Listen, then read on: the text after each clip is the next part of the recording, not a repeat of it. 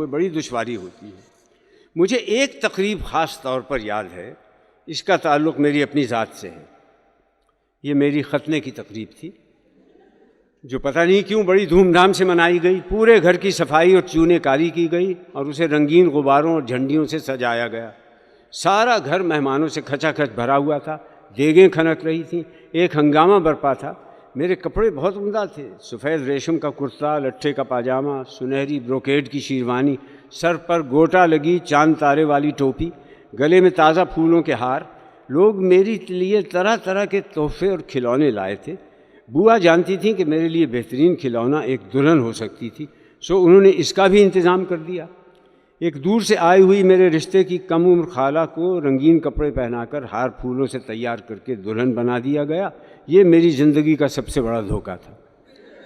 ادھر میں زرق برق کپڑے پہنے اپنی دانش میں دولہا بنا ہوا تھا۔ حمید ماموں مجھے گود میں اٹھائے پھر رہے تھے۔ ہر شخص پیار و محبت سے پیش آ رہا تھا۔ میری کچھ سمجھ میں نہیں آ رہا تھا کہ کیا چکر ہے۔ تھوڑی دیر کے بعد ماموں بڑے بہلاوے پھسلاوے سے مجھے مردانے میں لے گئے۔ وہاں سارے مرد مہمان جمع تھے۔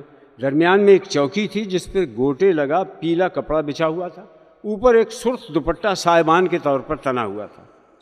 اب ماموں جو مجھے اب تک گود میں لیے پھر رہے تھے، انہوں نے یکایک مجھے اپنے ہاتھوں میں ایک خاص طریقے سے جکڑ لیا اور لے کر چوکی پر بیٹھ گئے۔ میں گھبرایا کہ یہ کیا چکر ہے۔ سامنے دیکھا کہ محلے کا نائی فرش پر اس طرح اور اس قسم کی خطرناک چیزیں پھیلائے بیٹھا ہے۔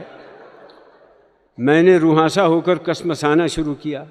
ہر طرف سے شاباش شاباش، بڑا بہادر بیٹا ہے کی آوازیں آ رہی تھیں۔ اب میں نے مچلنا اور رونا شروع کیا۔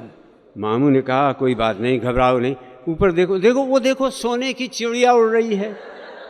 گھبراہٹ اور پریشانی میں جھوٹ جانتے ہوئے بھی میں اوپر کی طرف دیکھنے لگا۔ غفور نائی کا ہاتھ بہت پھرتیلا تھا۔ ایک لمحے میں اس نے نہ جانے کیا کیا، جلن سی ہوئی، گرم گرم خون ٹپکنے لگا۔ اس نے ریشم کی راکھ کا ایک چھینٹا مارا، میں چیخیں مارنے لگا۔ اتنے میں سارا معاملہ صاف تھا۔ ہر طرف سے مبارک سلامت کی صدائیں بلند ہونے لگیں۔ مجھے ہاتھوں ہاتھ اندر زنانے میں لے جایا گیا۔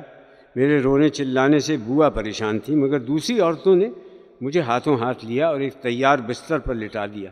چند عورتوں نے مضبوطی سے میرے ہاتھ پاؤں جکڑے ہوئے تھے۔ تحفے میں آئے ہوئے کھلونے میرے ارد گرد ڈھیر کر دیے گئے۔ یہ تجربہ مجھے سالوں تک نہیں بھولا۔ میں جب بھی کسی کو سجا بنا دولہا دیکھتا تھا